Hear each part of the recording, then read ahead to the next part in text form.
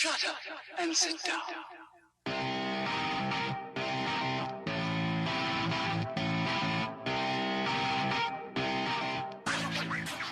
Without a shadow of a doubt, the most epically overused word in cycling is epic. It seems that anything and everything is epic these days. 1, 2, 3, 4.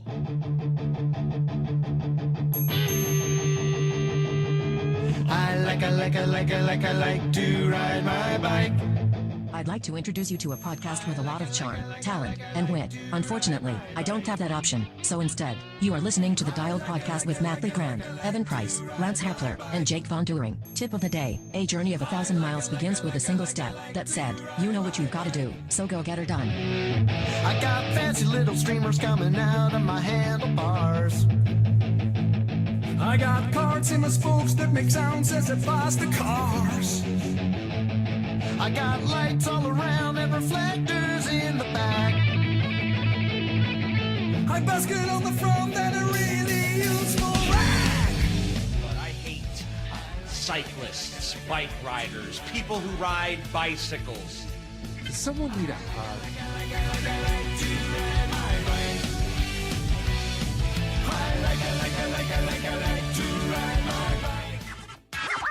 Oh God, here it comes! Oh, hot, hot, hot, hot, hot, hot, hot, hot, hot, hot, hot, hot. Hi, and welcome back to the Dialed Podcast. I'm Jake Von During. I'm here with Lance friggin' Hepler. Lance freaking Hepler, Mr. here Freakin'. for your listening pleasure. I did get heckled with that acronym. That doesn't surprise which me. was fantastic. Somebody If yelled. if you're gonna heckle anyone on a cross course, Please. let it be Lance freaking Hepler. Please let it be me, Lance freaking I think so. Hepler. And then somebody hashtagged one of my Instagram posts, hashtag Lance freaking Hepler. That's kind of nice. Brilliant. I love it. To his left, Mr. Matt Legrand. What's up, ladies and gentlemen He's of the staring at me internet? thinking pushing buttons. She's like, Don't he's like go nervous. Don't go pushing buttons on me. Don't go pushing buttons on me. Don't. Little homer for you. Thank you. Welcome, Matt. Welcome back. Welcome back. How you guys feeling?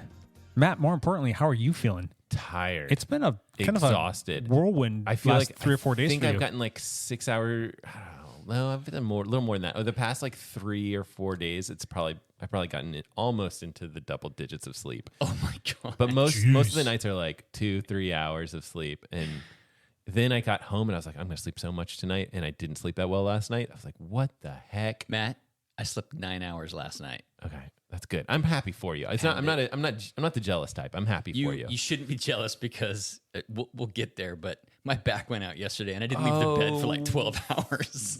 Anyway. I'd say some expletives, but Yes. this podcast would get, immediately Non-Disneyfied. Yes, I remember our Disney talk. we need Is this safe for Disney? This is a Disney podcast, right? There have been a few choice words that have slipped through recently. I don't know if you guys have listened back to that. Yes. I think I catch them all. I'm like, go back and listen to them. It's I'm like, ice cream sandwich. Ice cream Whoops. sandwich. Nope. Yeah, we missed a couple, but it's so all good. There was a couple PG. It was those PG. are still PG, right? You caught all the F words. I'll say that. Yeah. Yeah. Actually, yeah, I think that's good. I mean, I think that there's certain curse words and there's certain things that are worse Yep. than others. So Right. let's just roll with that. We know they can't drop F-bombs on like network television, but weren't we hearing like S-word Yep. a few times? Yep. It's still kind of getting there. Maybe Yep. seeing some butt cheeks and stuff like that. We're getting Yep. more liberal. Yep. It's all floating. Fun stuff. We've had some people ask if we can just do the back pedal at the beginning. Oh, really? Yeah. Ah. What do you guys think about that? We can maybe we mix it up. Like sometimes we do one thing, sometimes we do another. I love to talk about myself. No soup for you, folks. No soup for you. But today we're going to do it. Oh, so okay. Okay. We'll do it from Wait, time to so time. Then you do the no soup thing. You got. Going forward. No, After forget it. today. Sorry. Oh, okay. Should we start? We're going to do it today, but after today, There you go. Any Seinfeld reference is a good thing. There you go. I feel. all right. Matt, Yes. you've had, I think, the most fun one to talk about. Yes. So I'm going to save you for last. Sorry, dude. Okay. He thinks he's going to go. He's getting all queued I'm up. ready. It's like I'm he's ready. Queued posting up. up. Yeah, I'm he's ready just- anytime. yeah. So I'll go for first. Yeah. That's about it. What'd No. you do? No Jake- biking at all. Jake is still on the I must recover somehow phase of his season. Everything hurts. Yeah. I don't know what is going on with me. I've ridden a bike, the trainer, I think once in the last 2.5, 3 weeks. I think in the last 2 months, I've collectively ridden 6 or 7 hours total. That's horrible. Yeah. I mean, that's a bad week for me, let alone a bad 2.5, 2 months, whatever it is. But you gotta find, you gotta recover. You gotta get healed And somehow. I tried doing one ride. All right. I jumped on the trainer. I put in this like endurance ride, but I pushed my FTP down. So I was basically starting out at a warm up for like 7 or 8 minutes at 110 watts, jumped up to 180 watts for an hour. And then it was like a little couple minute cool down.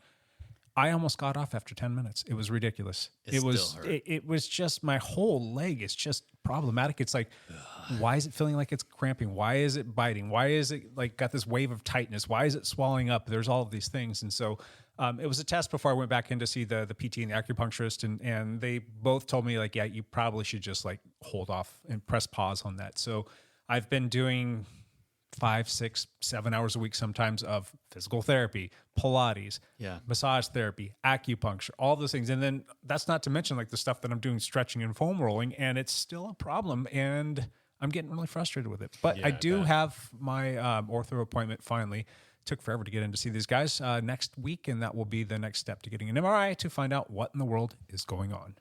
Peaks and valleys, Jake. I think that's a good idea. Yeah. MRI, get to Just the to solution. find out what's going on so you know how to Yep, proceed. So exactly. And then I think you'll feel better. It's like, okay, we have this, we have whatever the diagnosis is, and then you have a plan of attack, right? Because it's like when you don't know and you don't have it, it's just miserable. Right. Yeah. So, and I don't know, like I start wondering, like, is my whole body just like fighting against me on something here? Because I'll be sitting there and I haven't done anything to my leg, and I'll just be sitting on the couch, and all of a sudden it just hits this like mild burning sensation, and it starts to tighten up on me. I'm like, what are you doing? Oh, no. And then all of a sudden, shoulder starts to like chime in, like, oh hey, I'm over here still too. Let's do a little complaining ourselves. So, Wow. yeah, It'll come back. Shoulders are stupid. Yeah, it's all dumb. Hey, Derek, you know what's always good for shoulder pain? What? If you lick my butthole. this is Disney. We just lost our Disney We sponsor. lost it. It's gone. It's gone. Oh man. Place that one, guys. That's Step Brothers. That's what I was going to say. I was going to say Step Brothers. But that was just a guess because I don't remember that direct quote. Coming to a future ride post from Lance Hepler. Derek's the brother they all hate. Step Brothers is such a good movie. Yeah. Like, that's one of the best. I'm We need sorry, to I watch knew that. that right off the bat. We need to get together and watch that. Yeah, that would be funny. Anyway, just enough complaining from me. I'm just over here trying to get better, and I will hopefully have something to backpedal. I don't know, next year. Next year. It'll come back. Podcast. There'll be time. 300. Yep. Maybe. Hey, he might Peaks be and back. valleys. Yeah. So anyway, moving on to bigger and better things. Mr. Lance Hepler, what's up, yes, dude? I raced raced my your bike. bike? I raced my bike a couple of times. I went to Corn Cross out in Boring, Oregon. Race put on by Eric Tonkin and Selwood Cycle. I raced the 50-plus field. I did not get a call-up because I missed the first race, and they only call up the first 10 people, which is totally fair, but I was able to squeeze my way into like the third row or something like that. You're like, hey guys, how you doing? Just mind if I put the bike right in here? It's just like, it's aggressive pre-gaming is what it is. Yeah. It's like you set yourself in a position where I can get up there as quick as I can. Anyway, it was a big field. It was like 50-year-olds, which is fantastic, which is great. Big field. They blew the whistle. I started off pretty hot.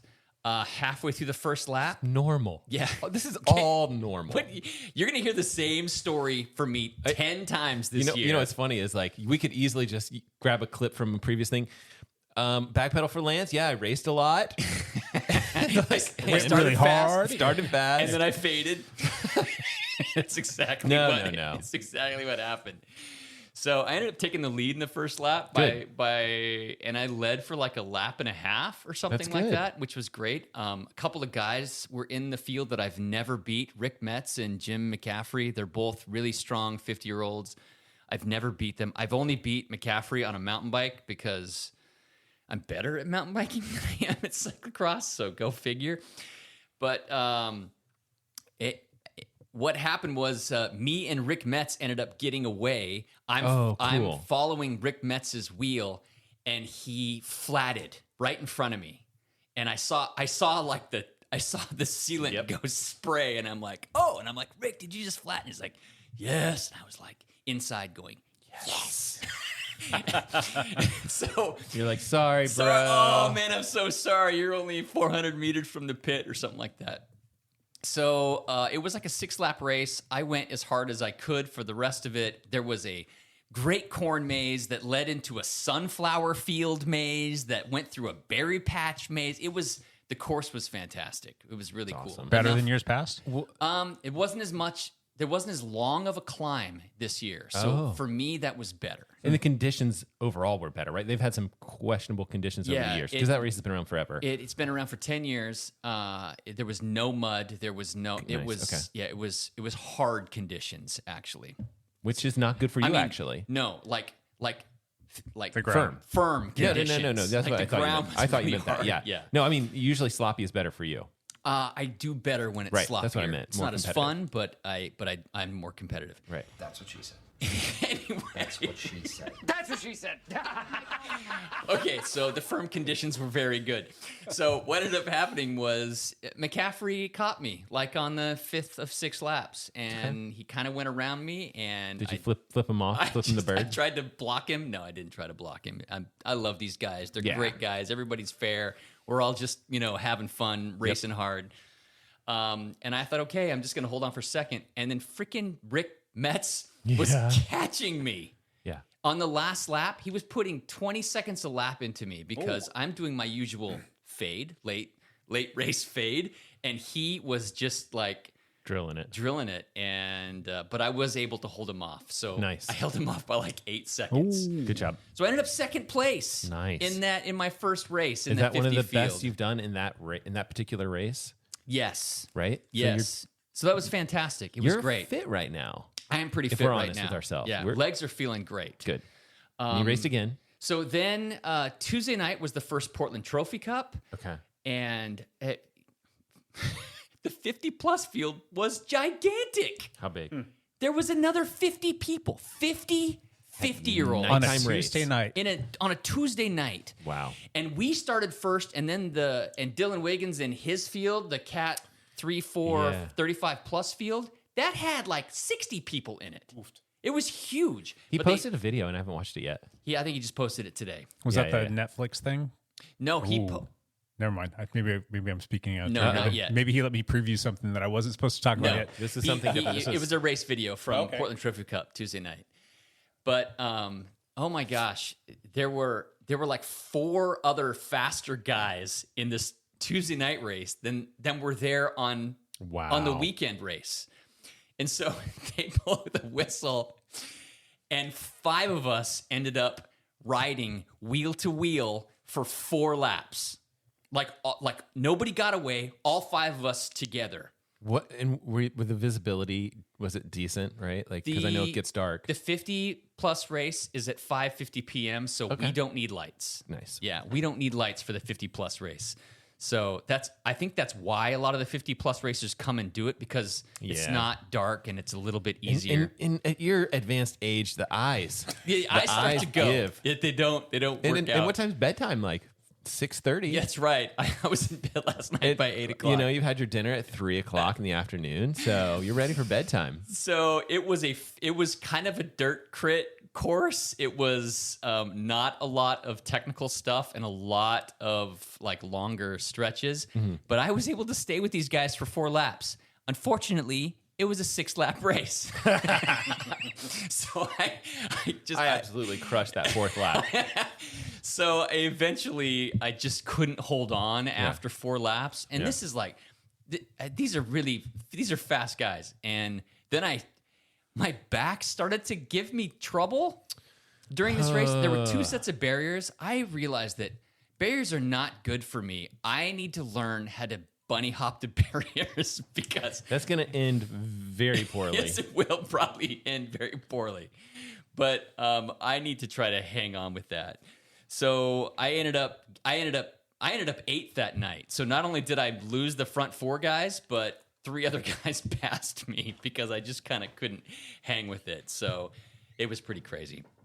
But Portland Trophy Cup, absolute blast. Tons of people out there. You're going to keep going? There were big fields. I'm going to keep going as long as I can. We'll kind of see how it goes, and I'm just going to roll with it as much as I can. The bummer about it was my back started to bother me during the race and a little bit pre-ride as well. And then I woke up. So this is Thursday.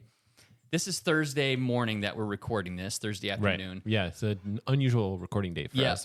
And I woke up yesterday, Wednesday morning, and I could not stand up again. My back just went out. And this is like really early in the cross season for my back to just go out.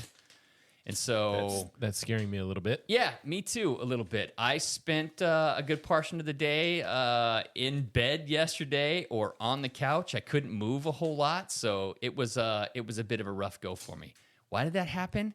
I don't know. I don't know. It'd be nice if you could put your finger on, like, okay, I can do cyclocross, but I need to avoid blah blah blah. Like, whatever it is that's maybe tweaking the back or triggering something. Or what I think is tweaking my back is the full speed, violent dismounts, right? You're going really fast, and I'm jumping off the bike to get over barriers, and that is what is kind of thumping me. Well, anyway, it gets to be tricky because there's certain things to do cyclocross that you need to be able to do. I have to be able to dismount. Yeah, and but maybe there's a way that you can not do it at full speed. So look, because it would be worth it to figure that out and then drill that. And I should just temper my expectations a little bit. Is it fun to be at the head of these races?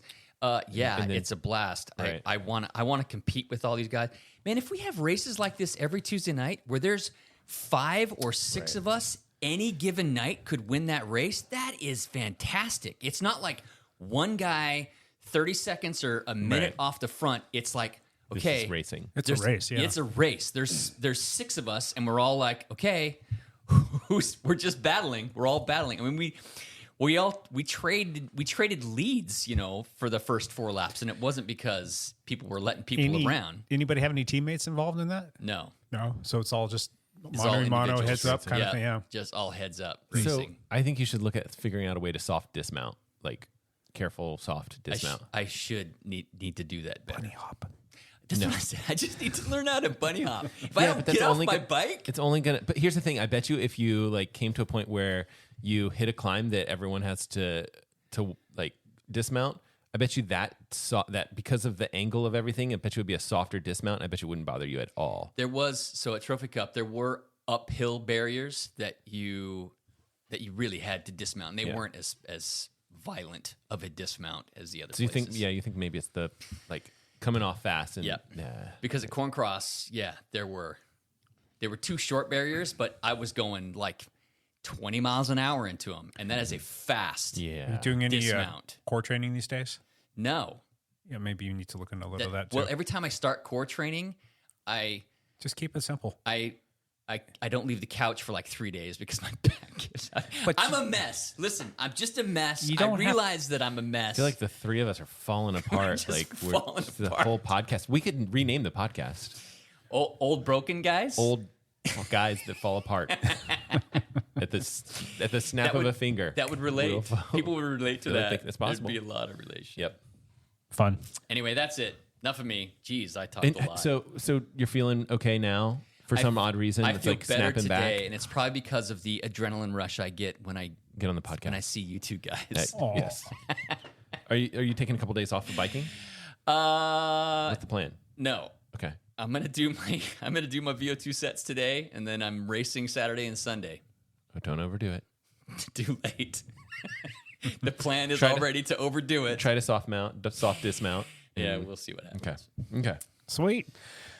And the back pedal, all the fun stuff that we've been waiting to hear so patiently from our good friend over here, Matt Legren. Matt, what have you been up to? I have been swimming, biking, and running, but I haven't been on the road bike the past week. I was mountain biking a good bit because we're in the thick of cross-country season, and I'm really enjoying.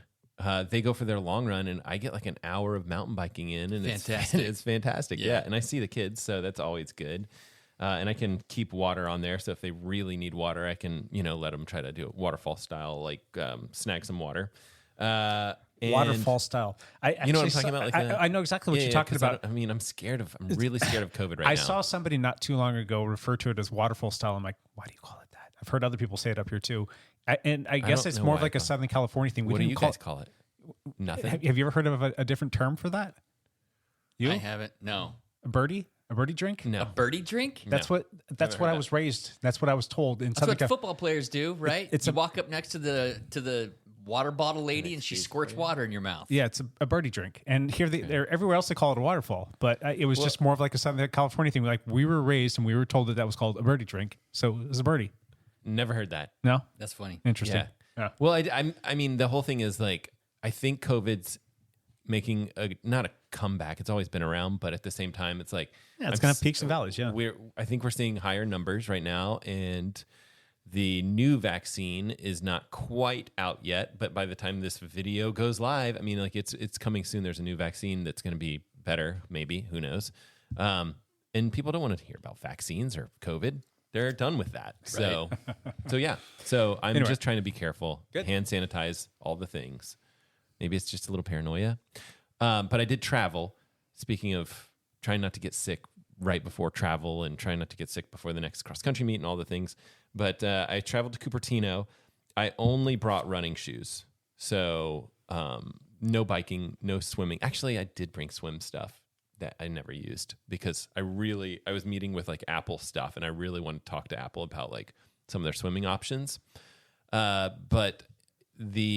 So Apple had their fall event, which they basically do every fall, and they announced a new iPhone, the iPhone 15. They announced the new Apple Watch Ultra 2, which is really kind of why I think I got the invite, and the new Apple Watch 9. Nice. And it was super amazing. Like, it was just like the coolest thing for me, a very small channel, to get an invite like that was ridiculous. It's so freaking cool, man. It was like one of those cool that you got to be there. The people that were there, and there's, I don't know, 200 people or whatever. So there's a lot of people, but like everyone there they're all like I was hanging out with Dave Dillon a lot, and he was like, that guy's so-and-so, that guy's so-and-so. And all the people are, like multiple million subscribers, right? And so like there's all the guys that I'm hanging out with, which are still like small fries in this field of people. And then there's me, who's just like, what on earth are you doing here? You have like 22,000 subscribers. Maybe 20, and I don't know, DC 21 maybe. Rainmaker has like 300 something. Like 300,000. So, and then these other guys have like multiple million. 4 million. So the guy that sat next to me, so we were sitting, I sat down, Dave and I sat down or whatever, and there, everyone, like there's ushers and things like that, and they're like, oh, there's a seat open there for you. And so the guy sits down next to me, and Dave and I look at each other, and it's like, oh, it's Marquez Brownlee. He sat next to you? He sat next to me. Seriously? Yep. That is hilarious. During the presentation, and so we talked for a minute, and he was super nice. But I don't think he really wanted to talk to us because he's like, this is his job, man. He's like working. He's we're like just like king of the hill there in terms of like all of the YouTubers. So there's a couple other people that have similar numbers to him that were there. And Matty Hapoya was there. Okay. But I mean, I didn't talk to him. I just saw him in passing. Well, he's like $1 million and change kind of guy. Sure, Marquez maybe is two, maybe. Who knows? Maybe, but Marquez is like what, 7, 8, 9, 17. 10? 17? Okay. Yeah. And there's another guy that was like 16 million, and like Dave was like, oh, guess who I was talking to? And I was like, I don't even know who this is. Like 16 million, I don't even know who you are. Who was it? Do you remember? The Mr. Who's the Boss or something, or do you know who that is? No. It's another tech guy that's really all right. And Justine, the people that are she sat down next to me at dinner because I was sitting there editing my video, and I was editing next to another guy who was editing. I didn't know who he was either, but he had a power brick and I could charge. And I was like, oh, I gotta finish up this video, and he was like, I haven't even started mine. And so like we're editing away, like headphones on, and like she came and sat down, and I assumed that like, oh, that's because he's her editor or whatever. And I was like, that's cool. And I talked to her for a minute. I was like, oh, I started following you when you were on like Tech TV like 20 years ago. And she was like, that's blah, blah, blah. She was so nice. And I was like, sorry, I just dated myself. Like, really old. But everyone was super nice there. Everyone was super cool. Apple it was so nice of them to invite me. I mean, like that campus, I so badly want to check out that campus. It had to be incredible, right? So like the morning before the event, I woke up early because I was nervous and excited, and I went for a run to help like calm the nerves. I ended up doing like a 5-mile run because I was trying to get a picture of sunrise of like the spaceship is like what they call their major building on top of their campus, because it's this weird massive circle thing. You can't really get a great picture from all the stuff I had, and there was a lot of event stuff being blocked off. So I didn't get a good photo that morning, but I did get a decent run in. And then we came onto campus during the daytime. And of course, I took a ton of photos. I haven't even gotten to look at much of that stuff yet. But I mean, it's very interesting because everything's like curved glass. And it's, I probably have some stuff on my phone that I could show you guys. But it's super crazy as far as like the facilities and just everything was nice. The theater itself, the Steve Jobs Theater, is just down below, has like amazing sound system, super nice projectors, obviously. I mean, and you're just like, okay, this is the best that money can buy of everything, right? Biggest company in the world. Biggest company in the world. Yeah. Everything was super nice. It was really neat. And I don't know if I'll ever get to go back again. Like, maybe not, probably not. I mean, I don't know. Like, it depends on who I offended. I have a hard time believing that. I know that you always sell yourself a little bit short, Matt. You're only going to get bigger and bigger, and you're going to be a force to be reckoned with. Right. And these guys are going to be like, oh, that's Matt LeGrand over there. But Marquez Brownlee was getting like, people were like coming up to him like, can I get a selfie picture with you? Like, I was like, oh man, that's got to be tough. He is. Marcus Brownlee has 17.5 million subscribers. Yeah. Do you even know who that is, Lance? Have you ever seen him before? In his latest video, there's a picture of him with Tim Cook. Yeah. Yeah. So I really wanted to be like, oh, you're at 17 million. I'm at 18,000. Just 18. Just 18, not 18 million. Marquez has done interviews with like Elon Musk and Tim Cook and like big hitters. Okay. And he's pretty widely known. But I would think Apple, they have to have guys like you, Matt. I mean, why? Because they don't need guys like me. Because everybody goes to where the reviews are, and you can't just go.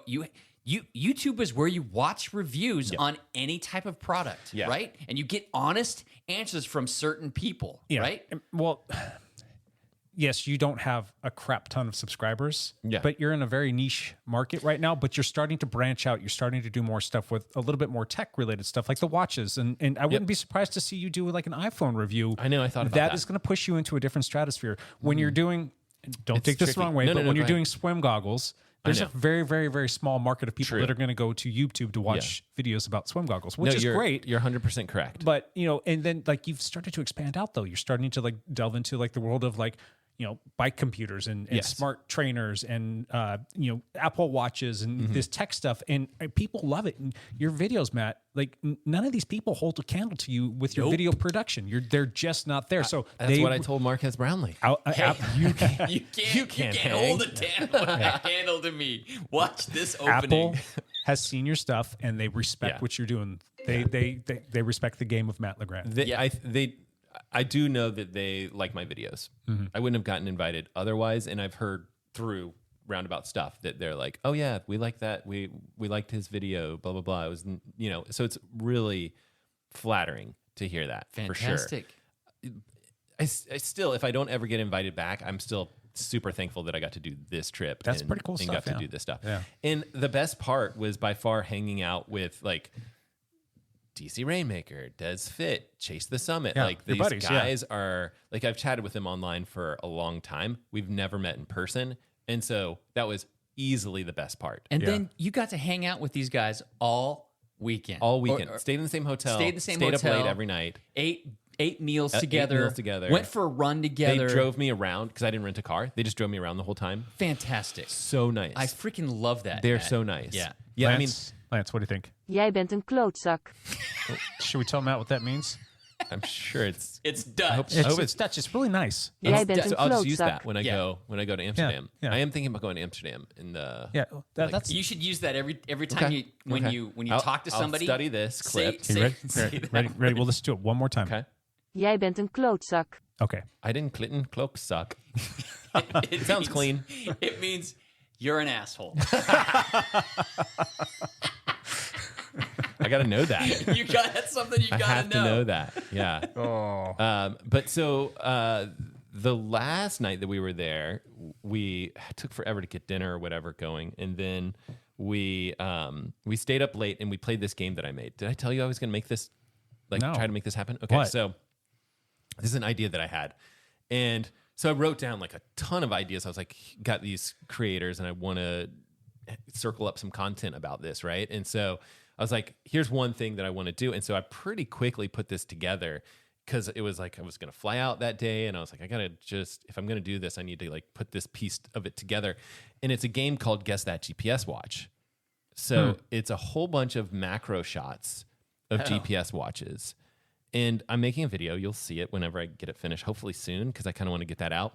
And it's these guys looking at a computer screen of a whole bunch of macro shots trying to guess which GPS watch it was. We played this at like, I don't know, midnight or whatever. Seriously. After drinks, right? But like, it was so much fun. And then we had this other, we kind of were like trying to figure out like, well, we'll just do this. And then like whoever wins points, like we just kind of made up some stuff. And then you could choose to do a blindfold piece where you could put a blindfold on and hand you the watch and you feel it and try to guess the watch as well. And these guys know their watches.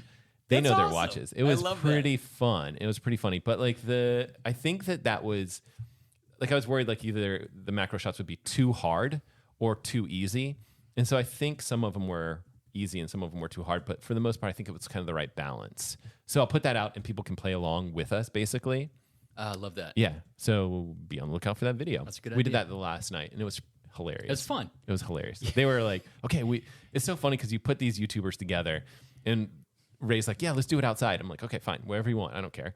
And then they get like, not without any prodding from me, which I would normally assume. They're like, okay, what about light? How are we going to do the lighting? And they like, I think Des like grabbed a plastic bag to diffuse the light from the pool, like whatever. I mean, it was just like, these guys are hilarious. You're just like all the stuff that you would want as a YouTuber. They just like instinctively like this one is what we do. One like Ray put like a phone in the tree with a flashlight on, so we got more light on us. And then Dave Dillon did the other tree. It was just like such a funny scene. And like here I am like, okay, how does the exposure look on this? And it's just nice to have. Perfect. And all of us had like, they all had like their own separate mics or whatever, and they're like, get you this recording, get you this MP3. It was just, it's nice to work with those guys, right? I love that. It was fun. You need to do this more often with these guys. You need to get invited on the bike trip that Des Fit and DC Rainmaker do every year when they test out like 4 different bike computers. A lot of times, if a big something is coming out, like Garmin's coming out with whatever 850 or what, I don't know what number they're on, right? But they will plan a big trip to Switzerland, French Alps, whatever, and they'll go do some big climbs, and they can think of it this way where they're like, this video is probably going to do decent enough, it'll get a certain amount of views, and we can expense this trip, and they can do that. And so that would be great. I don't think my channel's quite there yet, but now you're friends. Well, What? Did we just become best friends? Yep. oh wow, that's perfect. You want to go do karate in the garage? Yep. Did you guys do some karate too? That was basically how the whole weekend went, but mostly on my side. Like, we're best friends now, and they're like, okay. Thanks. What was your last name? Just like, let me just drop you off at the airport here. See you later. Super fun trip. That's freaking awesome, Matt. I love it. Can't wait to talk to you more about it when we're not on air. Yeah. A lot of things. Yeah. It's cool. Super good. Super fun. You guys want to do some lead out stuff, or do you want to do the other Patreon-y thing first? Which one do you want there, Lance? Patreon. Patreon? All right, let's do that. Hold on a second here. I'm supposed to be doing something with that. Oh, there's Patreon something? I threw you off. No, that's not that. That was a topic thing. I'm just pushing buttons over here, guys. Don't mind me. Just keep pressing. You'll find one that works. Oh, that's Rock Talk. This is Patriot Talk. Patreon Talk, not Patriot Talk. God, I can't do anything right today. Matt, pick out a name from the Patriot bucket. Let me The Patriot bucket. The Patriot. This person is a true patriot. Dove. I'm reading this through backwards. You read it right. Dove Eric. Yes. Dove She's Eric. won before. She has. But it's been a while. It's her turn again. Well, everybody got put back in, and they're getting mixed up, and That's all good. that other fun, goody stuff. We got some new dialed stickers, and Dove, you won yourself some new. Oh, dialed she'll stickers. love that actually, because Yeah. I've sent her She's a big- stickers before, Yeah, and she's she a big loves sticker it. buff. Let's put some Swim, Bike, Run, Rinse, Repeat stickers in there too. Oh, for her, absolutely, yeah. 'cause I love Dove. We will load her up. We got a cleanse stickers, so she's probably going to get a bunch. And I think she babysits some kids and things like that. And so if she wants to have some extra stickers, kids love the shiny stickers, so send some that way. Yep. I think this was what I was supposed to push. Ice cream sandwich. Nope. Not that one. Dang it. Sorry. Good effort. Good effort, Jake. Jake, you need a nap. Maybe you need No. a nap. Sorry, I need was a just nap. trying to be funny. Matt, you need a nap. I need a nap. Okay. It's not going to happen. Now what? Do you want to do backpedal now? We already We did backpedaled. backpedal. We're Okay, doing how about lead that? out news. Lead out news. Patreon now? No. No? We finished Patreon. We're One moving- last thing? No, we're not there. Can we do one last thing? I think we're kind of there, there's right? There's some important things that we need to talk about with the Vuelta. All right, let's do the lead out news stuff. Let me ask you a question. Was Champ? He's Sorry. definitely in the top Champ 5. is here. Here's Champ. All right, What do you we're know, ready. Matt? Was the Vuelta shit show and then amazing and then back to shit show? Yes. / amazing? Correct. How, okay. It started terribly. Okay, so it's Thursday. Yeah. Have you watched the stage or know what happened today, Matt? Yes. Okay. and- Matt, can you say all that one more time? Show. Amazing. Okay. Perfect. I just want to have something to use later on. Perfect. Easier for editing. That's much better. Go, Lance. Okay, I mean, so Champ. Yeah, Champ. This is Champ. I don't know who Lance is. No one does. Nobody does. So yesterday, stage 17 was the big climb up the Angry-Alou Oh yeah. in Spain. Very steep, very long. Is It's it a very It can't be Angry LaRue. It's not that's how you pronounce it, right? It's Angry Angry-Alou. Angry. I don't know how to pronounce Angry it. Man on the Loo. Angry Man on the Poo. So Anglaroo, I think. So Maybe. Who knows? Remco tried to go for it again. What did I miss there? Nothing. Okay. Sorry. Remco tried to go for it again, but did not make it. Anyway, Remco has been going for stage wins. We haven't actually talked about Remco since the last time. No, you're right. We haven't. So we should Okay, rewind so for a second. rewind. The big stage, stage 13 on the Tourmalet. Tourmalet, yeah. Remco exploded. Yes. Had no legs. Came in the Gruppetto. Mm-hmm. Lost 27 minutes. I respect the fact that he was like, I don't know what happened. I'm what he said. I'm not sick. Da, da, da, da, I don't know what happened. I'm not Like, sick. I kind of respect that a lot more than someone please make up something fast. Yes. And he didn't want to talk to the press, but then he said, "No, I'm not sick. I'm not injured. I suck today." If he's not basically. careful, we're gonna start respecting that guy. That's right. So You better pretty watch crazy that he lost 27 minutes, so he's out of GC. Yes. The next day he turns around and basically obliterates Crushed it. everybody, gets in the break. They allow him to go in the break because 27 he's minutes. 27 minutes down, and he wins the stage. Mm-hmm. Since then, he has won 2 more stages. Or He was one more crying stage. after that stage. Yeah. Like emotions were there. Yes. Super happy that he You know what? got back on it. From a PR standpoint, good on you. That was good for Good on you. Remco. I That felt was like good. I felt for him. And he has, at this point, he has locked up the polka dot jersey. There is nobody that can get him now. Okay. Vingegaard is actually in second, and he's like 60 points behind. So he is way behind. But That's a salvage of a. It's good. A salvage of a Grand Tour that went sideways. Remco could have just said, "I'm not right," and bailed. Yep. He could have just skipped out, but he didn't. He's like, you know what? Okay, I had a bad day, and now I'm just going to go for stage wins, and maybe I can get the polka dot jersey. And he's doing both of those things. Yeah. So, chapeau to Remco for not Yes. punting. We should And give sending credit it. where credit is due because Yeah. we definitely throw shame that direction. Yes, we on this have. podcast frequently. That's Yeah. right. He doesn't No know comment. it. So, stage 17, it ends up Yes. with a couple big climbs, and Jumbo goes to the front, and kind of drills it. They end up catching the break. They end up passing Remco, who was trying to go for the stage win again, but he didn't quite have the gas. This was yesterday, Wednesday. Well, and I don't remember which team it was, but there was other teams drilling it up front. It's Bahrain victorious. Bahrain, Bahrain victorious because they're trying to get Landa to move up. Landa's in fifth. Mikel Landa's in like fifth overall. He's like 4.5 minutes back. And he did okay on that stage. He did. So they were trying just wasn't wearing yellow. Yes. They're trying to bring him back. Yumbo yellow. So what ends up happening is with 3 Ks to go on this final climb, Vingegaard attacks. Yeah. And he gets a couple minutes up the road. Well, okay. And then Roglic attacks. Right. Because nobody goes with Vingegaard, and they're dropping their team, quote unquote, team leader, Sepp Kuss. And this is discussion needs to be had here, right? Yes. So my thoughts first. Okay. Go. What? Yes. No soup for you. Oh, no soup for you? I don't know which one you want. We need some Dutch in here is what we need. Yeah, okay. Jij bent een klootzak. You're an asshole. Yes. So that's my take. That's my 100% take. I agree with you because of a couple things. One, Sepp radioed.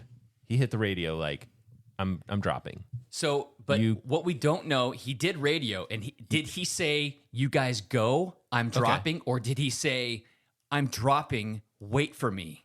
And I don't think Sepp said, wait for me. I think he said, you guys go. You think he did? I could see him saying that, but I could also see him just saying like, I'm off the back. Like, just like status update. But like, come on. This guy has done so much for you agree. in the Tour de France and in he has helped them win, and they couldn't like help themselves. They both just looked like vultures. Dicks. Yes. It's like a PR nightmare for Jumbo Visma, who has been just crushing this year. So I think there's a lot of things, right? Like there's people there, and I think they're kind of far and few between that are like, hey, these are the strongest riders, they should win. Because they kind of are, if we're really honest with ourselves. They seem stronger than Sepp to me. Yeah. Both of them. And then there's the majority of everyone else that's like Team Sepp, right? Like, right. Like, GC Kuss Sepp. Yes. They won it. Or GC Vingegaard Kuss. and Roglic, they're GC riders. Yes, and they we are. know that. And we know that Sepp has the capacity, but that's not him. That's not who he wants to be.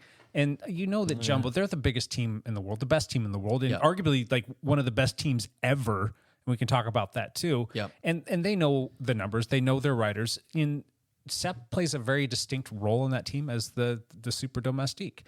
We've talked about it, and I will for one say that, I think that he should be out trying to be a GC guy, but if he doesn't want to be that guy and it really doesn't appeal to him,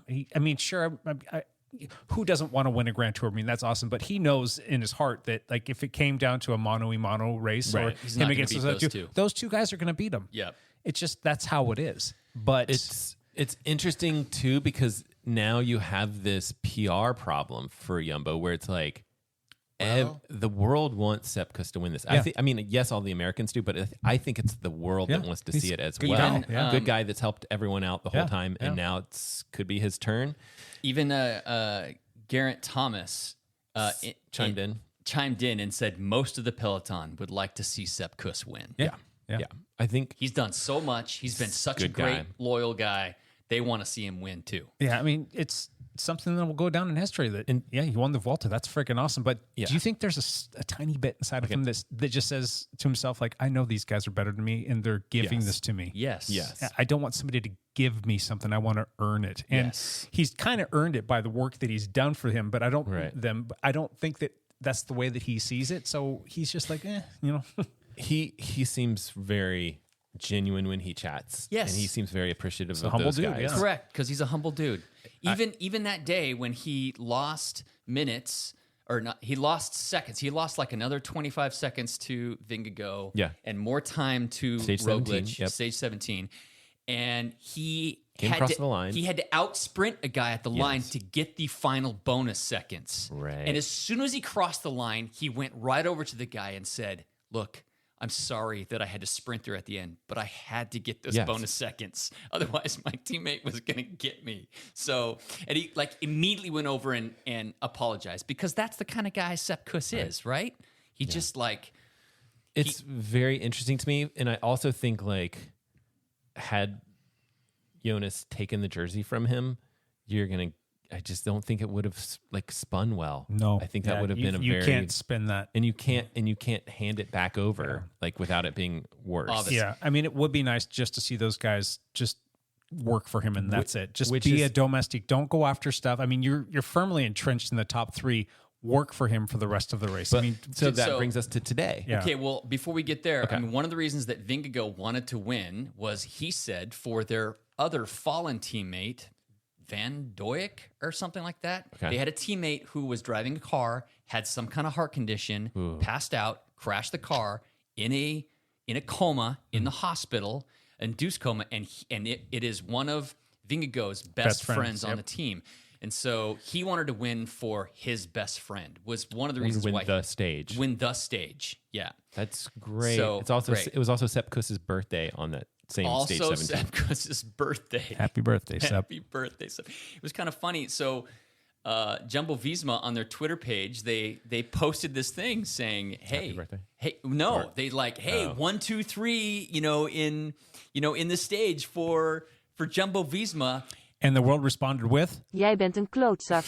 Yeah. Everybody responded with, "You're an asshole." Basically, there was like 1,000 comments, and every single one of them were, "I can't believe you guys are doing this to Sepp after what he's done for you." Yeah. Or, "I have now lost respect for you unless you guys turn it around." Or, "I hope you guys are reading these comments because They are. You Someone in the PR team somebody's on the PR team. Is read seeing the all room, this. folks. Read the room. So I think that's what's interesting is like whether Sepp wants it or not, there's someone at the Jumbo team that's like, nope, he is who you're working for. Like that, I think is going to be a message that comes down from the top, and it's like, sorry, Sepp, you might not want this red jersey, or might want your buddies to get it, or whatever it is, but they're working for you now. Yeah. And you got to imagine, though, and it's so safe with them. there's like a brotherhood vibe about those guys. We don't know for sure, but like outside looking in, watching them, seeing all the interactions that we do seems see, like it seems like they're brothers. So at the end of the day, like if it was the 3 of us and we were racing and we're wanting to pick on each other, kind of have a little fun with it, or just have something to come back to the table with when we're having dinner at night, just to kind of poke and jab and all that stuff. But at the end of the day, you know that they know that they're working for him. They're just making it fun or having a little bit of fun along the way. Not stage 17 though. It did not look like they were working for him. Correct. There's no way that he radios back and is like, I'm dropping or whatever, and then those guys push hard. That was not right. Because they pushed hard. They were hammering, and there's no reason to. If he wanted to win the stage, he could have sprinted at the end or something. But It is like you just lost a little bit of respect for all of it. Yeah, but what else is going on? Like, where are we at with the top 3 standings as of today, as we record there's this? space. And how tight are things? And Well- who's going to creep in there and take anything away from any one of those 3? Nobody. it's Exactly. safe, right? I mean, and we're actually, what's interesting is we're getting out of the mountains too, so it's going to be even more There's a safe. flat so sprint stage, a little There's rolly a sprint stage. stage. There's a hilly stage, Right. not a mountain stage, and then the final stage into Madrid. Yeah. So that's basically it. But back to today. But back to today. So another the big PR team called in. The PR team, somebody did something Yep. and got to them because the break gets away. Guess who's in the break? Remco Evenepoel. He gets 10 minutes up the road. They let him go, which is fantastic. But also, it was a pretty big group, and Remco ran away with it. He won the stage by like 4 minutes or something. He did it. He's a good athlete. He's a good athlete, Good Gotta on put- him. you He's gotta put recovered. whatever 21 days together, But we get to the final climb. Yep. There's only 7 or 8 of the final GC guys all together. And guess who's on the front setting the pace for those final 7 guys? Mr. Jonas Vingegaard. Vingegaard. He had a job to do. He had a job to do, and he did it. He sat on the front and set the pace. Do you think that he's just like got an earful from the team? I mean, I bet you it was like, okay, this looks really bad for us. We need to do some PR damage control. That's my guess is the conversation. It's quite last night. possible because there was PR damage from Yeah, there what they was. did the day There before, was, yeah. for sure. And so for him today to get on the front, and guess who was second, setting the next tempo? Roglic. And Yeah. Sepp was sitting third where he should have been, even though he had an 8-second lead. That was it. Yeah. And they get to the top, and I think Enrique Mas and Ayuso, or no, anyway, two guys attacked at the very top, and Sepp went with them, and they more or less dropped Vingegaard, and he gave up like 9 seconds today to Sepp to like give him a little bit more of a cushion. Also, I mean, if you're working like that, it's not easy to, I mean, like that's the thing that's so amazing about Sepp is he's been working for those guys. And when you pop, you pop. I mean, if you're doing the job that you're supposed to, Yes. it's exhausting. It's exhausting. So good on you. That was the right thing for them to do. There's still that like PR black eye. But they redeemed themselves quite a bit today for what they did. And the fact that Vingegaard actually sat on the front and set pace for that whole last climb, it's fantastic. And I think what we'll see is that, I mean, anything can happen in Grand Tour, but I think we'll see Sepp win. He'll get red. Everyone will be pumped. It'll go very viral. An American won a Grand Tour, blah, blah, blah. It'll be great. It'll be very good for Jumbo-Visma. He knows that those guys could have potentially taken it away from him, and that's okay. And he'll work for those guys, and it'll be even fine. harder. Yeah. From Jumbo-Visma's perspective, too, you have to think about the big picture. Like, they just want one of their guys to win. Yes, they want Sepp to win, but what happens if something happens to Sepp in the last 3 or 4 days?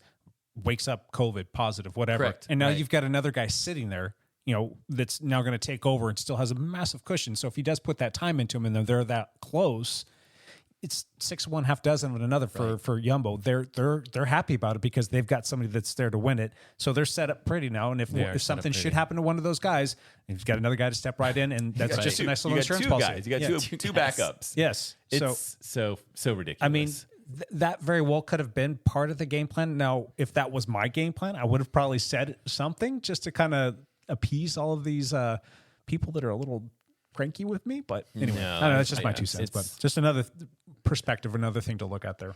Well, you know, I mean, Vingegaard and Roglic have both been kind of golden boys through their whole careers. Like, I mean, you haven't seen them do something selfish. Oh, selfish. Gotcha. You know, they have, you know, like taken advantage of the situation. And yesterday seemed like they did. Yeah. And so it just like knocked them down a little bit. did. And even afterwards, I mean, they were interviewing Roglic, and he's saying, "Look, we want to see Sepp win. We'd love to see him win." I think, but this is I get the impression that Roglic race. is tighter with Sepp than Jonas is.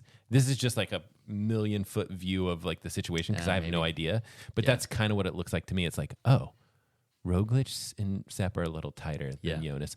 But the other thing that I think that we should mention is that Jumbo-Visma is looking for a title sponsor like right now. Like that's a big deal when you start thinking about like a PR black eye, you know? That's a good point. That's a big thing for them. Yeah. They need that cash cow to come in. Yes. Which you think would be somebody. I mean, this is an amazing team. You'd think it'd be easy to find.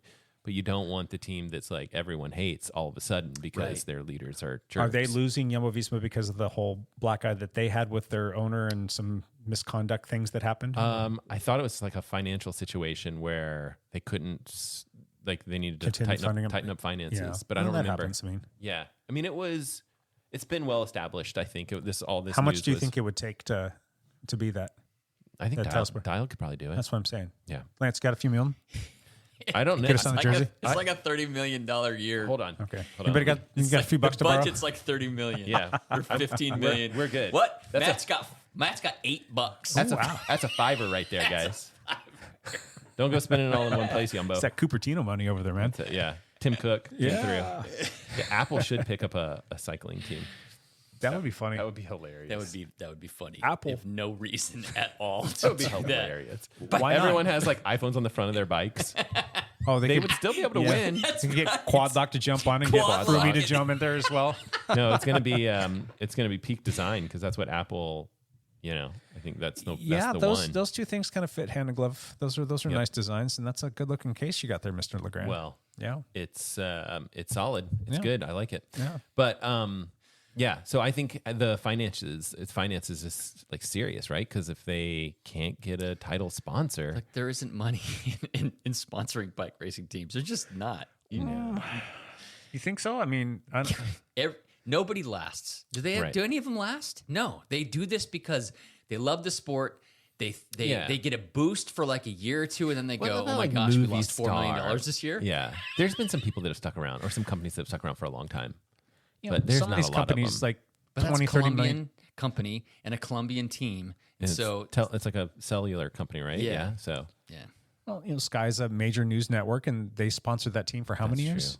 yep. And now they're not. Well, Yeah. they're not, but you know, Ineos, that's another. Is it like a gas company or like a mineral or Yeah, and something along those lines? There's a billionaire that backs that as well. Yeah, there's a lot of those people out there got money to burn. So, and there's got to be some exposure. I mean, cycling for these grand tours, it's watched by a lot of people around the world. So maybe is. there's some value there. I mean, I do know about Jumbo department stores because of this. Yeah. You know, Yeah. but Not 'cause you shop Apple's a there. good thing. I mean, they're paying Matt millions of dollars to review their Apple watches. So it's one in on I that. did make a video about like having Apple sponsor their review of their whatever watch. It was like an April Fool's joke a long time ago.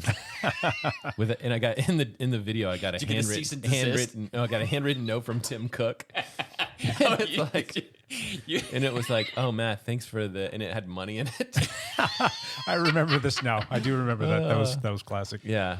I mean, I think people, you know, they believe. So the thing is that like you get comments like that on YouTube videos where they're like, "You're just in the hand of Apple. They're paying you to do this." And I'm like, no, maybe people actually think what they think. I mean, it's a crazy idea. Yeah. Crazy idea. What else, champ? That's about it. It does look like that Sepp is now going to win it. He has a 17-second lead over Vingegaard and a minute 8 over Roglic, and there's no big climbs left. There's one hilly day, so if he stays healthy, 1 through Sepp 3 Kuss should win it. They should win 1, 2, 3. So fantastic. Other than that, champ out. It's gonna be legend. Wait for it. And I hope you're not lactose intolerant because the second half of that word is dairy. The legendary Champ Bailey. Thank you very much, sir. Appreciate you. Wow. You're welcome. Gotcha. Got some new drops today, guys. Yeah, you do. Yeah, it's fun. I like that. The next thing we're going to do. What are we on our topic? I'm a little nervous about this. Okay. We're going to do a little feature for the next couple of weeks. And today's day one of said feature. This is a quasi topic, but shorter, maybe. We'll see. But it's because we're talking about so much about everything else. So we want something smaller, a little bit more easy to chew on.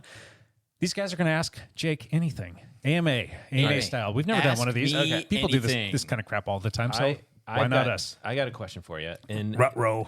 so here's Here we the thing. Here's the thing. You can say like refuse to answer anything that you want to refuse to answer. Those are the rules? Yeah. Are you setting this up so that when it's So your then turn? when it's my turn, I'll Yeah. be like, nope, I'm not answering that question.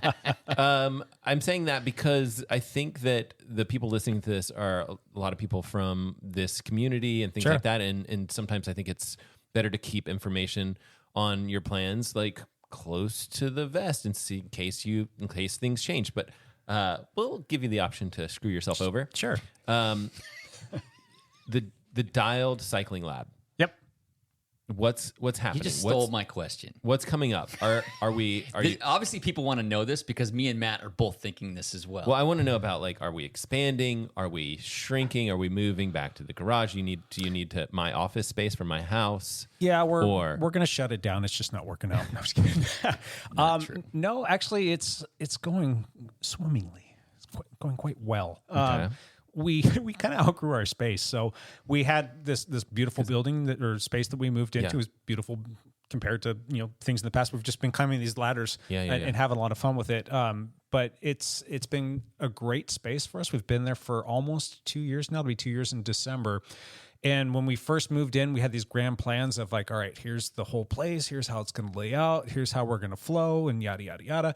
And we had this whole backspace set up that was quite large and it was pretty awesome. We were able to store product. We were able to store, some bikes and stuff. And then we also had some desks and we had this cool little YouTube space that we had set up. we had a little studio a we set up podcast there. studio and Yep.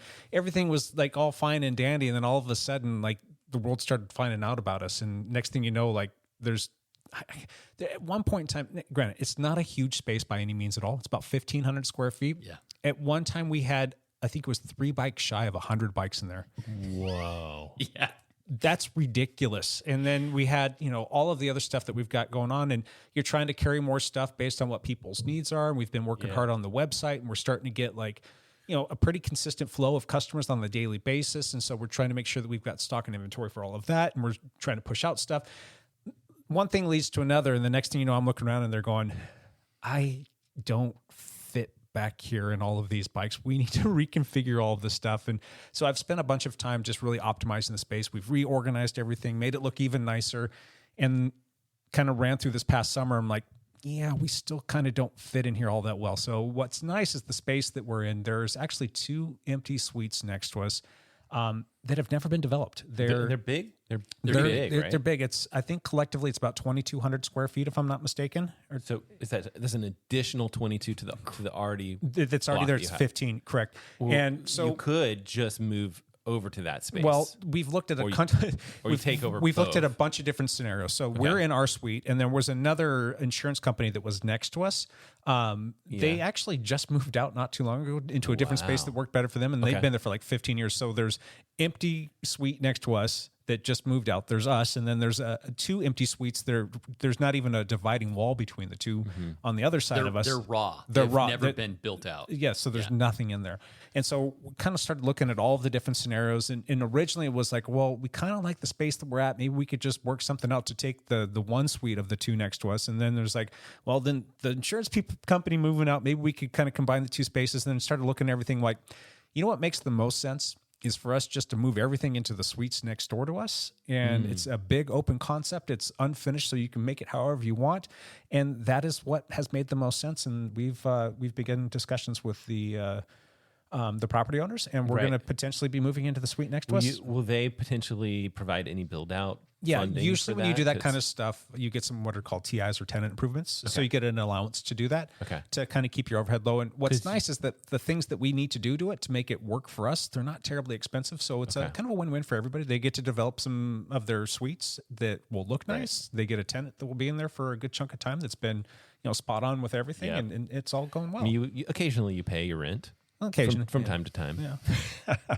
So then that space that you're currently in will be up for grabs. Correct. And what we will do though is when we move out of that space, when we negotiate the new lease, I would like to have a clause in our lease agreement that will say something to the effect of we get first right of refusal on that suite as well. So if we move in there and decide, hey, we actually do want to keep that other 1,500 square feet and just make this one big, smorgasbord of all things tiled, then we could potentially do that. That's awesome. And I think that you would potentially have some time for that because those suites, I mean, I don't know how to say this without being a little bit offensive. Like they've stayed open for a long time. Yeah, that's kind of by design. If you know the people that own this and quite a few other, it's a group of brothers and they're just your good old boys, and they've actually kind of kept it that way. And I've actually talked to people that have approached them about leasing that space, and they've told them no because they wanted to use it for like storage. So that's what kind of why it's stayed there, which is odd. But there's not a lot of like foot traffic there, right? Like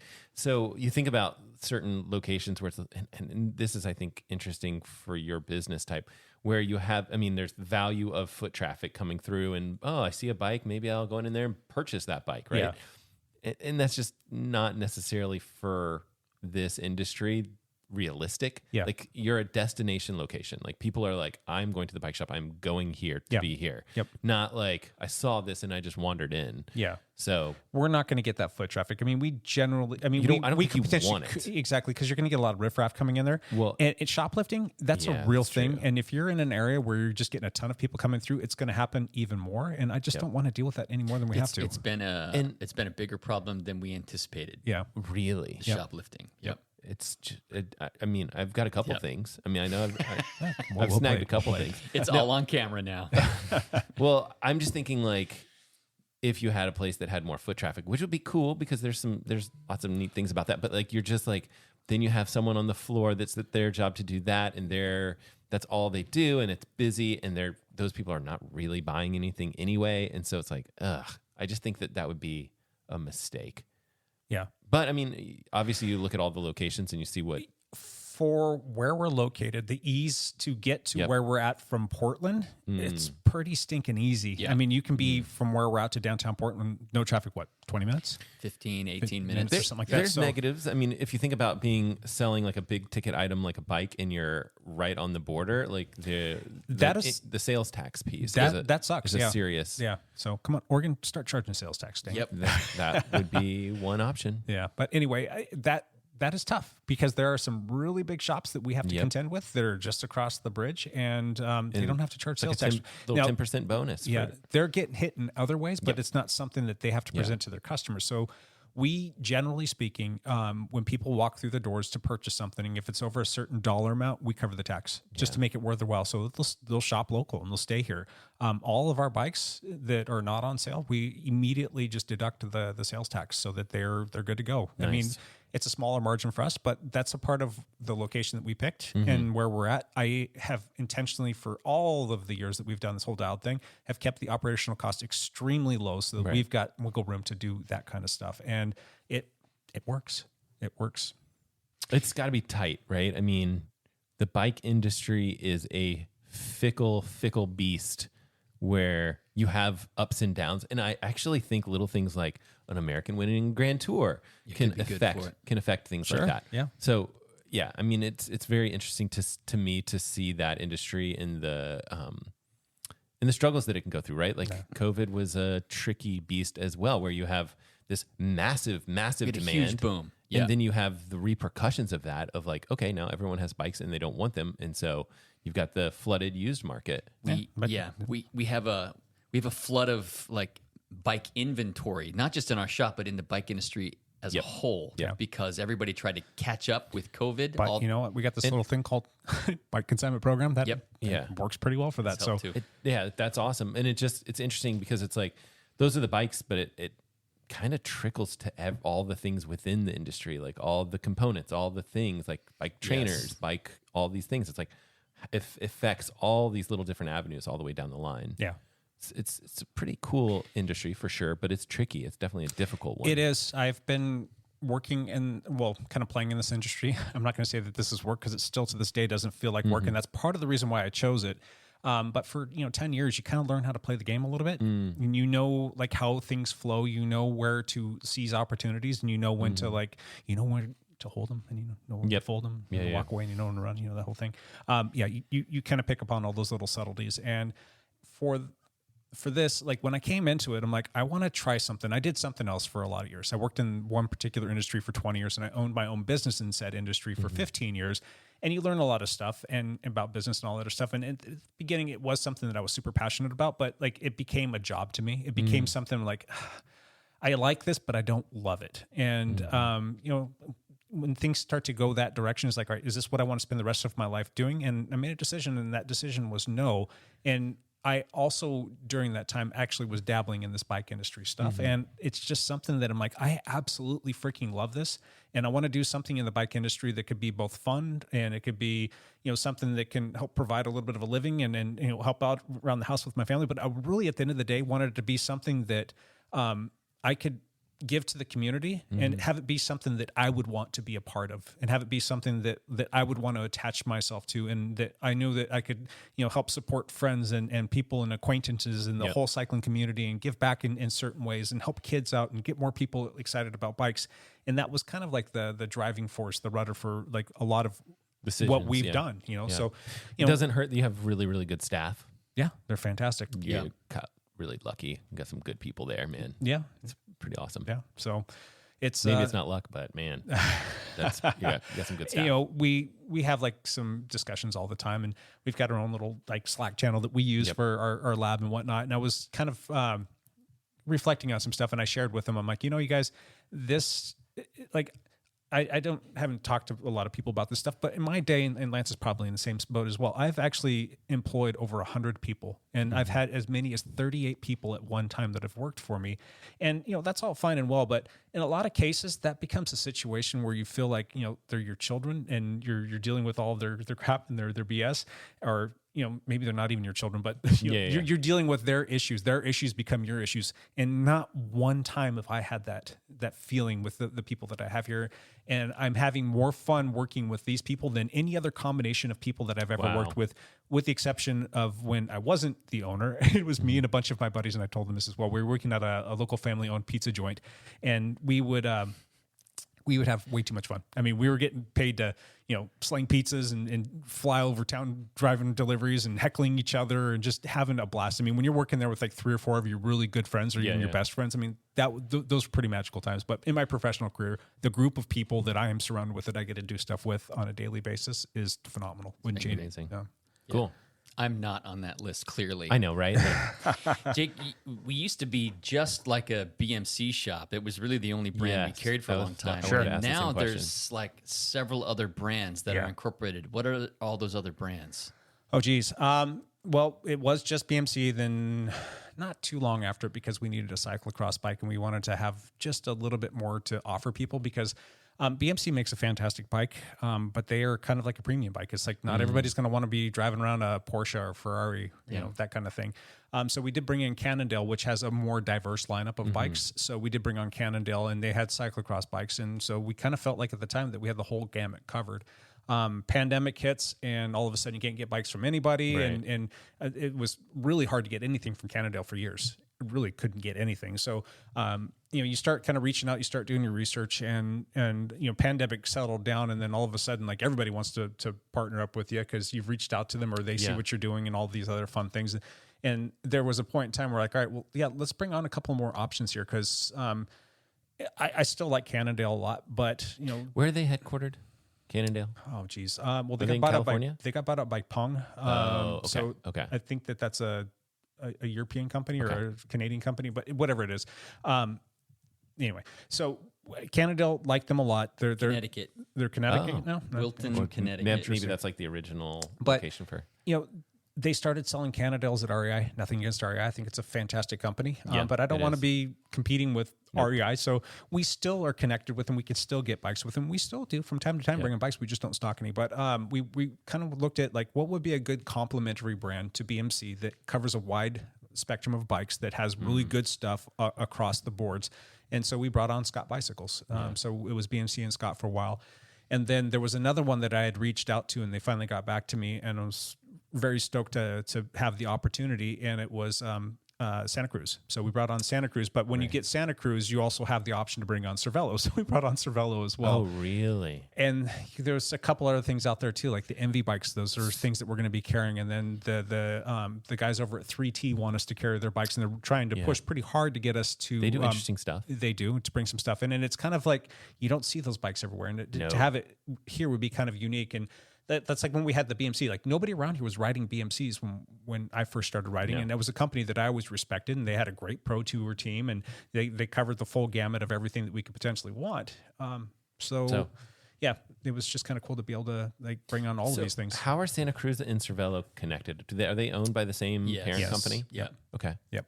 That's cool. Yeah. So I think Cervelo, if I had to just make like a blanket statement, like, over the years with the variety that they have, I think they make the best triathlon option for people. the P5.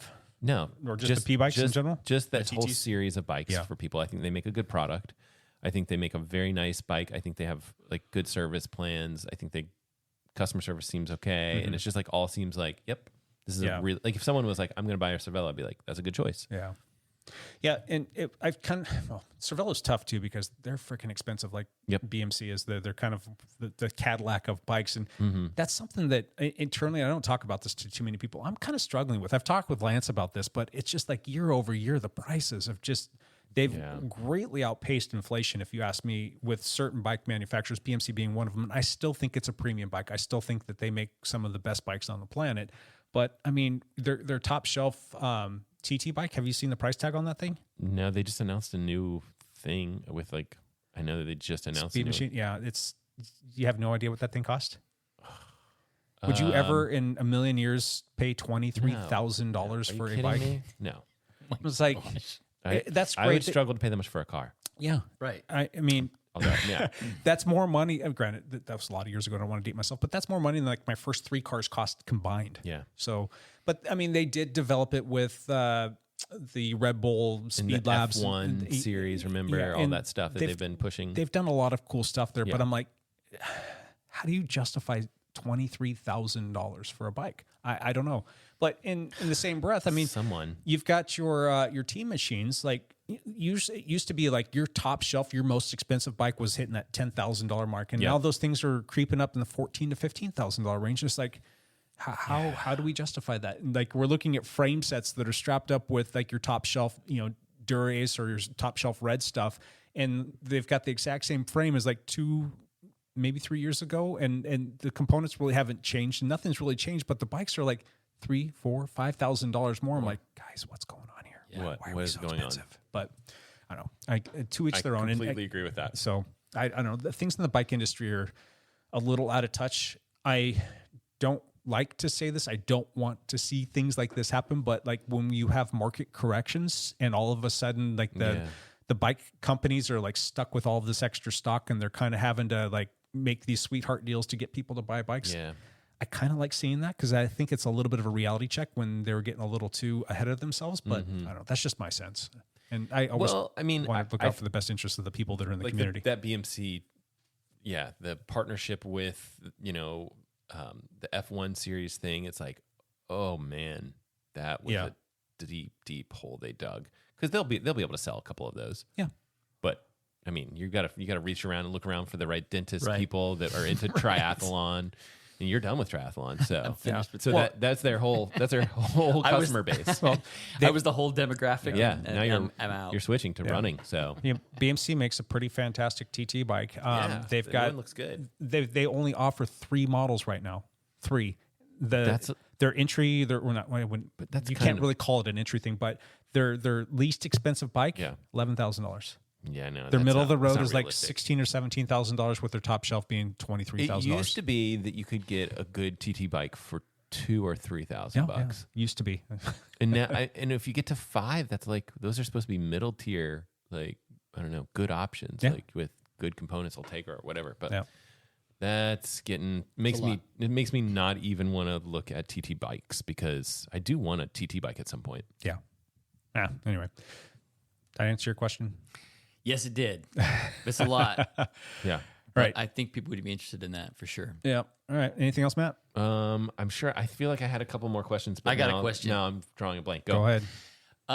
Personally, Jake. Sure. If you weren't broken and had personally, are you single? I'm just asking for my friend from Canada. I'm just.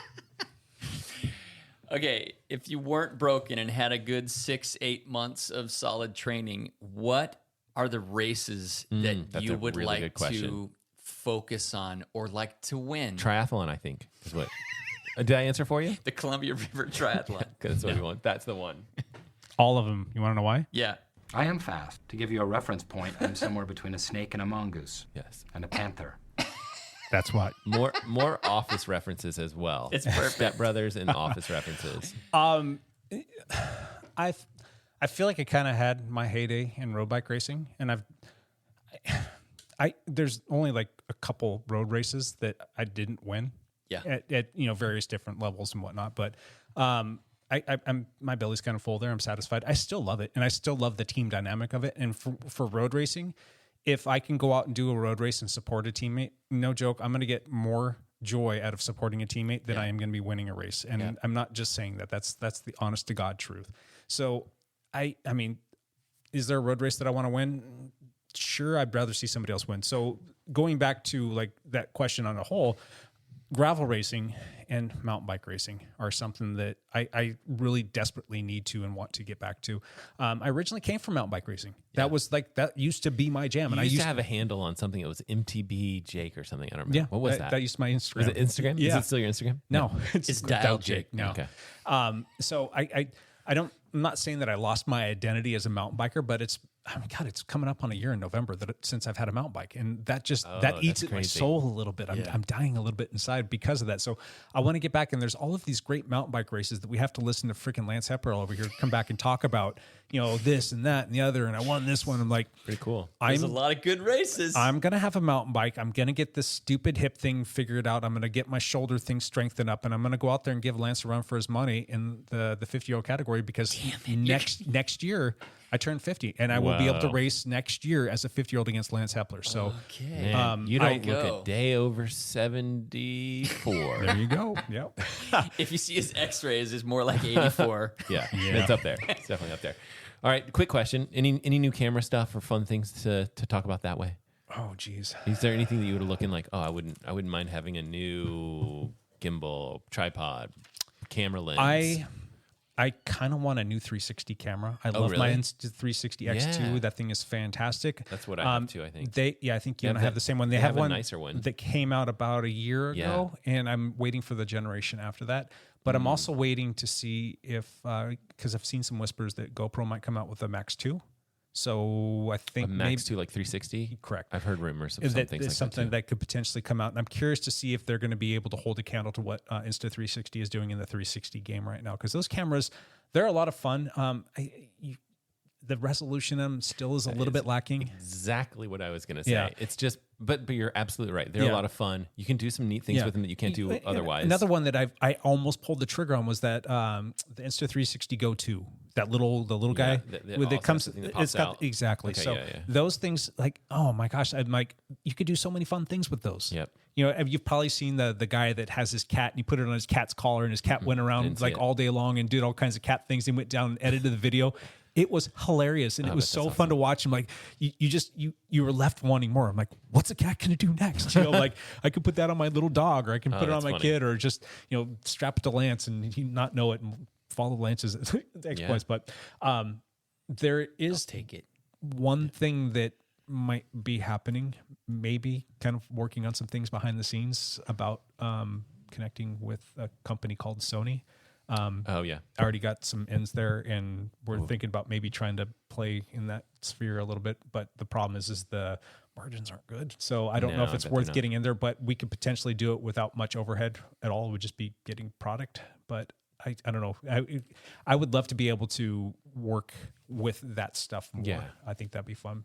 That's cool. That would afford us options to get I know, right? You and I would expensive. be like, it was more of like a self-serving thing. It's very self-serving, and we would be all about that. Other than that, I don't. I feel spoiled, and I hate saying it, but I have everything that I need. I'm kind of like that. My too. problem, and what I've told myself is, you're not allowed to buy anything else until you go start making freaking content. You have to do that, and I did go out and spend $400 on something like 2 weeks ago. You want to tell us about it? Brand new GoPro? No. It's the new wireless Go. The wireless Go 2. Yeah. So I'm selling my old stuff, and I got the new ones just because I love those things. They're fantastic, but it's got that 32-bit float on there, and that was some issues that we're having. Things were getting too hot, so you can kind of play with the audio a little bit more. And also the other thing about the old Go ones is you don't know very well like what's recording and where it's going, and the indicators of like what's happening are really unclear. Are these microphones? Yeah, microphones. Okay. Yeah, so this is a total side shuffle from like what we probably should be talking about, which is bikes, but new podcast coming soon. Sure. All right, any last questions? We'll leave you alone. Lance. Good work. Why are you so ugly? Just hit the tree. That. Hit the tree on the way down. All the branches, every single one of them. Percent of the time, it works every time. That doesn't make sense. 60% of the time, that works every time, Lance. Yeah, I'm beautiful. I don't know you what are you're talking beautiful. about. Beautiful. So pretty. There's a song about pretty it. ugly. Thanks, guys. Who's gonna go next week? We're gonna let's do this right now. Matt, Lance, Rochambeau. Ready to go? Okay. One. Are we doing on 3? Yeah, let's start over again on 3. 1, 2, 3. Oh, okay. Do I win or lose? Well, Matt, you get to call it. You get to pick. Oh, yeah, I'll take Lance. Lance is going to go next. I'm going next? Yeah. Tune in next People week. need to put their questions in. What do you want us to ask Lance? Because that will be... Yeah, and if there's any questions that you want to ask any of us, myself included, we'll be happy to cover that as well. Sure. I don't know. I think it's kind of fun getting to know people a little bit Yeah, better. that's and true. I kind of have always been a little bit of an inquisitive person, and that's why I like to sit here in my seat doing what I do, because a lot of times I get to ask you guys questions, and I don't ramble on. Well, I do ramble on. Anyway. We have to record before Thursday because I'm going to Bend, though, on Thursday morning. Okay. Why? Why? Because there's races. Why? If I can actually race, we'll see. Yeah, take care of that back. All right, let's do the one last thing. Matt, go. Okay, just released a video talking about the Apple Watch Ultra 2 versus, or it's kind of like a should you upgrade kind of thing. Spoiler. Filmed on location. In Cupertino at the spaceship. You should see it just for that reason. It was very difficult for me to like film myself there on location in front of people. It was and just all people bad everywhere. And I mean, and just like as I was doing it, I just didn't feel natural, and I just didn't know what I was very awkward. And so go see how awkward I was on that particular video. You were good. I think you were I good. thought you were good, too. I could see you and Ray were kind of like looking a little bit around, just a touch, maybe. Yeah. I think, or maybe it was him that I was watching. I was holding the camera for Ray, and people were just like walking in front of the camera like half the time. And Seriously? And then they would apologize, and we were like just laughing off. I'm like, no, you're gonna be on YouTube now, whatever. Like, you'll be YouTube famous. All these people are on YouTube already. Right, that's why they're there. But we had fun. But yeah, no. So check that video out. The spoiler is that the Apple Ultra, both of the Apple Watches that they've released, they're not that massive of an update. Not big changes. Yeah. I mean, there's neat stuff. yeah. Like, there's neat stuff. Like, there's this new double tap thing. That thing looks kind of Super cool. Yeah. It is. It's super cool. I'm definitely interested in that. And then people are like, well, there's an accessibility feature that does that also. This is different. The chip that's built into it has more machine learning, like built directly onto the chip. So it can kind of figure out gestures and things a little bit better than some of the previous models. It is interesting. It's a cool feature. We'll see where Apple takes it in the future. Cool. So, yep, check out that video. And then, of course, I will get to work on editing the Guess That GPS watch, which I actually think might be more fun. I think it's going to be about a 20-minute video, so maybe a little bit longer, but it's kind of fun. I'm excited to see that. Yeah, it's fun to see those guys all your like new laugh friends. around and try to figure out What stuff. did you film your video on? I used A7 III? A7S3 Oh, is what S3? I've been filming with that for a couple years, maybe. Kind of when it came Oh, wait, out. the A7S3. I'm sorry. Yeah. Yes, Yeah. A7S3. That's what I meant to say, used actually. a 20 millimeter lens, so it's wide. Uh-huh. And because there's kind of like the four of us sitting around at the pool, basically, at the outdoor pool for the hotel. We were out there. Is that what you did? At midnight. We're being loud at midnight. So Is that what you did with your recap video when you were there too? Is that what you shot on? I shot on a 35 mil on that one, and I didn't have a tripod because Apple like confiscates anything. So I like put my camera on like the edge of some ledge and like tried to balance it, and then tried to get like okay, and the exposure's all off. It's just not. It's not my style of like I like things to look okay, and I'm just like, ooh, this video's bad. So 35 mil on that one. Okay, cool. Yep. Thanks. With Cool. a little shotgun mic thing on top. Yeah, which is also not my style. Gotcha. Hepler. Yes. One last thing. end up dead. You might end up dead is my middle name. What about Jane? I don't know her middle name. Lance friggin' Hepler. Yes. Might end up dead. I might end up dead. What's up? There's a good chance of that. I'll be racing my bike this weekend at the Washougal motocross track, but Look for Lance. doing cyclocross and then shotgunning beers in between. Yes. I'm sure I will. That's my plan, is to try to race. We have races on Saturday and on Sunday. We're having a huge team party on Saturday. I'm sure Jake's going to talk about that in just a minute. That better be your last thing. Maybe but, one of your one last things. Yeah. But I don't know. It really, I don't know how well I'm going to be able to race. My back is jacked, and My back. It's jacked in the back. Can write a country song about that, Lance? Yeah, that's it. Cool. Dude, I hope you feel better. Thanks. Please don't kill yourself. Please don't kill yourself. Well, my life's pretty good. I don't. You have a great life. I just don't want you. I want that back healthy. Yeah. Lance alluded to this, and this is my one last thing. There is a two-day party out at Washougal this weekend to do a bunch of cyclocross racing, and it's gonna be a blast. I'm really looking forward to Saturday because we are doing a team party out there. So it's all hands on deck. Everybody come on out. We're going to do a party, and it's going to be a bunch of bike racing and heckling and just hanging out. And the party component's going to be from 11 to 2, but people will be there early. They'll stay late. It's going to be an all-day affair. But I'm exciid. I really haven't announced it to the team yet. Lance kind of knows this, but we're going to be handing out some awards to teammates, which is going to be a lot of fun. So stay tuned for that. I am also... So come to see if you get an award. Exactly. That's the only reason I'm gonna there. be there. I better get an award. You better. Something cyclocrossy. Something good. Yep, and the team's going to be bringing a bunch of food and drinks and treats and prizes and stuff like that. So Will there be shotgunning beer? that might happen. Probably. I did find out that the beer is okay. Beer's okay at the Washougal motocross track. We will have some of that out there for teammates, and if they're not drinking it and you're listening to this podcast and you're thirsty, come on by because we'll have a beer for you until it's all gone because I don't want to take anything home because I don't really drink much beer. So I got a beer right here in front of me that's a non-alcoholic beer. Oh, I think Lance should open that up and take a sip right now. I'm not going to do that. Come on. It's so disgusting. You won't like it. Matt will finish it. I'm not. I would finish it, but I've got to. I don't want to afraid go to coach like go with coach teenagers. The breath is really reeking of alcohol again, just like yesterday. Well, morning practices are tough, guys. Alcoholism is funny. It's like really bad that I just like no chance of me not making fun of myself and my alcohol problems. Exactly. Oh man. So come on out. Seriously, come on out. And just if you're not going to race, that's fine. Come out and spectate. Yeah. Bring a cowbell with you. Bring your best heckles. Look up some and make a list if you have to. And go out there and have a good time. Have some food and drink and just run around and be merry. I think that's going to be awesome. Yeah. I'm very jealous. I'm very angry that this is the day. You could have chosen Sunday and I would have been there. And you said you're going to be doing... I'll be in like cross country. Gotcha. Fort Steilacoom where they had nationals. In 2019. Yeah. If you're coming out... 3 words for you. Treat yourself. Treat yourself. Treat yourself. Come on out and say hi. Man, we're killing it with the TV show references today. Movie, TV shows.